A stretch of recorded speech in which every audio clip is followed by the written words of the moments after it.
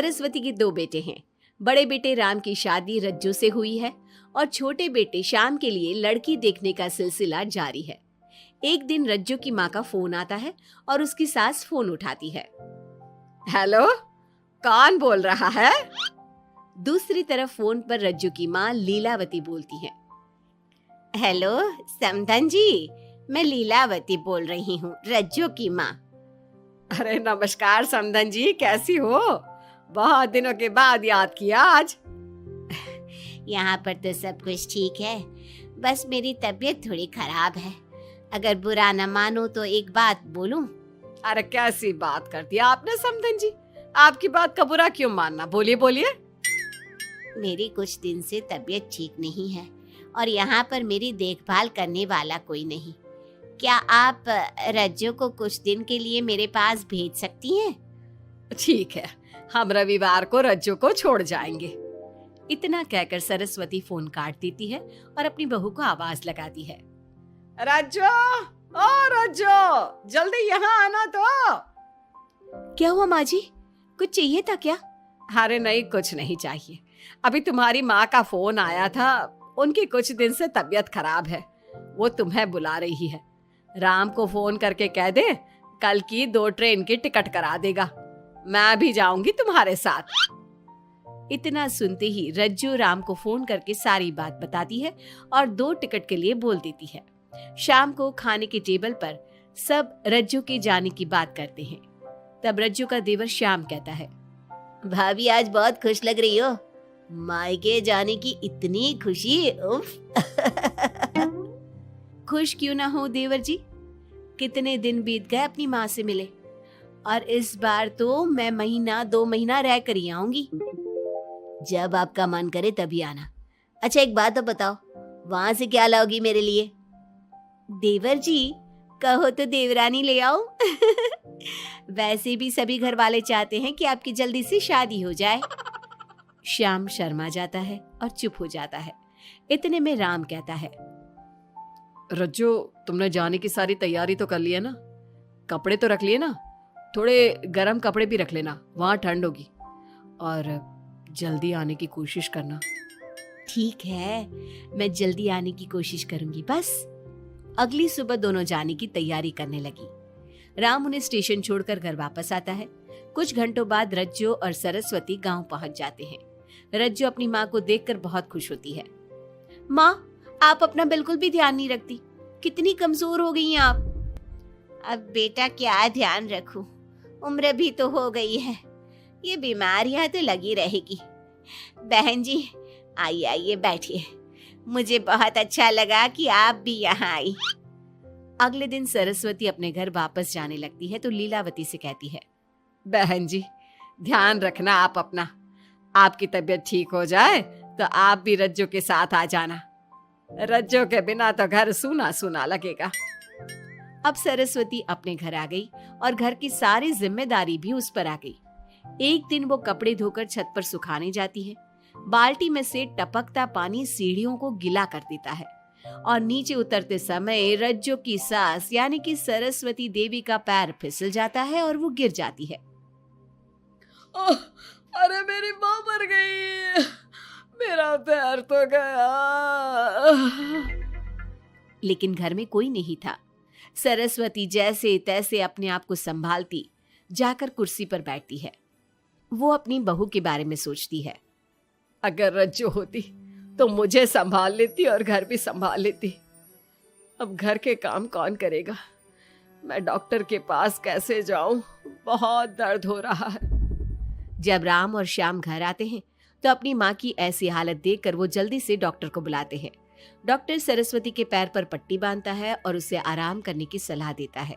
राम कहता है, माँ आप बस आराम करो, मैं रज्जू को खबर कर देता हूँ, वो कल ही यहाँ आ जाएगी।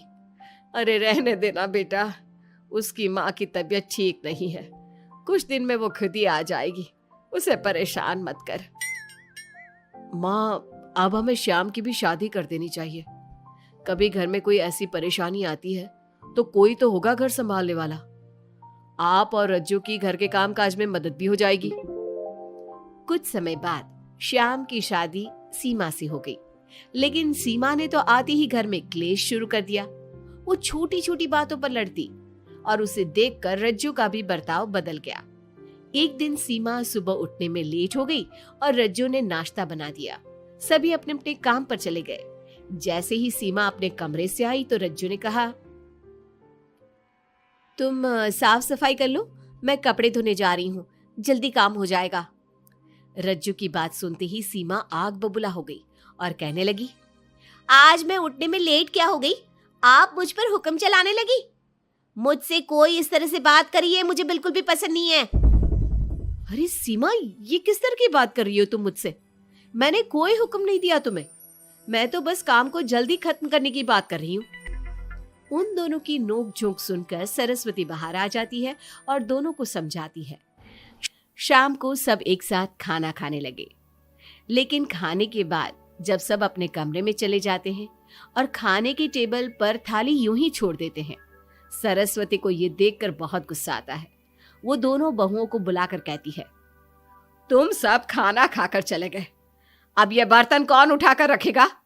मेरे लिए छोड़कर गई हो सारा काम। तुम दोनों को शर्म नहीं आती? अब दोनों बहुएं एक दूसरे के ऊपर बात टालते हुए फिर लड़ने लगी। ये देख सरस्वती परेशान हो गई। उसने दोनों को डांटा और उन्हें अपने कमरे में भेज दिया। सरस्वती ने जूठे बर्तन धोए। कुछ दिन इसी तरह चलता रहा। अब दोनों सास की नजरों में एक दूसरे को गिराने में लग गई। माँ जी, जब भाभी फोन पर बात कर रही थी ना, तो कह रही थी मैं अपने मायके चली जाऊंगी तो देखते हैं कि कौन काम करता है, और ये हम सबकी बुराई कर रही थी वो। बहू, किसी की बात चुपके से सुनना गलत है ना। तुम आज के बाद ऐसा मत करना। अब तुम जाओ, मैं रज्जू को समझा दूंगी। सरस्वती ने रज्जू से बात करके उसे समझा दिया, लेकिन रज्जू को अपनी देवरानी पर बहुत गुस्सा आया। अब वो भी सीमा की चुगली अपनी सास से करने लगी। अगले दिन रज्जू अपनी सास के कमरे में जाती है और कहती है, मैंने सीमा को बात करते सुना था। वो देवर जी से कह रही थी कि अगर हम लोग अलग कहीं रहे तो हम ज्यादा खुश रहेंगे, रोज रोज की लड़ाइयों से भी बचेंगे। सरस्वती को इस बात पर गुस्सा तो बहुत आया, लेकिन उसने कुछ कहा नहीं। जब दोनों बहुओं को लगा कि सरस्वती उनकी बातों में नहीं आने वाली, तो उन्होंने रिश्तेदारों और पड़ोसियों से एक दूसरे की चुगली करना शुरू कर दिया। जब सरस्वती को ये बात पता चली तो उसने इनकी लड़ाई को शांत करने का उपाय निकाला। रज्जो, सीमा, यहाँ आओ दोनों। दोनों अपनी सास के पास आती हैं। कल मैं घर में हवन करवा रही हूँ। तुम पड़ोसियों और रिश्तेदारों को आने के लिए कह दो और हवन की सारी तैयारी कर लो। हवन का दिन आ गया। पंडित जी रामायण का पाठ करने लगे। माता सीता से महान कोई पत्नी नहीं। उन्होंने अपने पति के लिए सारे राजपाट, सुख सुविधाएं त्याग दी। अगर कोई पत्नी अपने पति को परिवार से अलग होने को कहती है तो वो पाप की भागीदार होती है, और बेटों को भी मां से अलग नहीं होना चाहिए। सीमा पंडित जी की बात बहुत ध्यान से सुन रही थी और उनकी हाँ में हाँ मिला रही थी। ऐसे ही रामायण का पाठ अंतिम सीमा पर आ गया, जिसमें विभीषण के बारे में बताया गया था। अगर विभीषण अपने भाई का भेद न देता तो रावण का विनाश नामुमकिन था। पूजा खत्म होते ही सीमा बोल पड़ी, तभी तो मैं कहती हूँ परिवार में आपसी प्रेम होना बहुत जरूरी है, लेकिन मेरी सुनता कौन है इस घर में? आपसी प्रेम की बात कौन कर रहा है, जिसने घर में आती ही लड़ाइयां शुरू करवा दी। दोनों में फिर से नोक झोंक शुरू हो गई। सरस्वती दोनों को चुप कराते हुए बोली, अरे चुप हो जाओ तुम दोनों, पड़ोसी क्या कहेंगे, सब सुन रहे हैं तुम्हारी बातें। तभी उनमें से एक पड़ोसन बोलती है, सरस्वती बहन, क्यों चुप करवा रही हो अपनी बहुओं को? हमें तो इनके बारे में सब कुछ पता है। ये दोनों हमारे घर आकर एक दूसरे की चुगली करती है। तुम्हारे घर की हर छोटी से छोटी चीज पता है हमें। आंटी जी, हमने अपना समझ के आपको कुछ बता दिया तो इसका मतलब ये नहीं कि आप सबके सामने हमारी सास से हमारी शिकायत करेंगी। आप तो सबसे बड़ी चुगलखोर हो। सीमा की बात सुनकर सभी पड़ोसन उन्हें बुरा भला कहने लगी। उनकी बातें सुनकर दोनों बहुएं सबके सामने बहुत शर्मिंदा हुई। जब सब उनके घर चले गए तो सरस्वती ने अपनी बहुओं से कहा, अब तुम दोनों को तो बहुत खुशी होगी कि सारे मोहल्ले की औरतें हमारे ही घर में खड़ी होकर हमें ही सुनाकर चली गई। हमें काफी साल हो गए यहाँ रहते हुए, लेकिन आज तक किसी में भी इतनी हिम्मत नहीं थी कि हमसे ऊंची आवाज में भी बोल पाए। लेकिन आज तुम दोनों की वजह से ये सब हमारी बुराई कर रहे हैं। तुम दोनों ने ये सब अच्छा नहीं किया।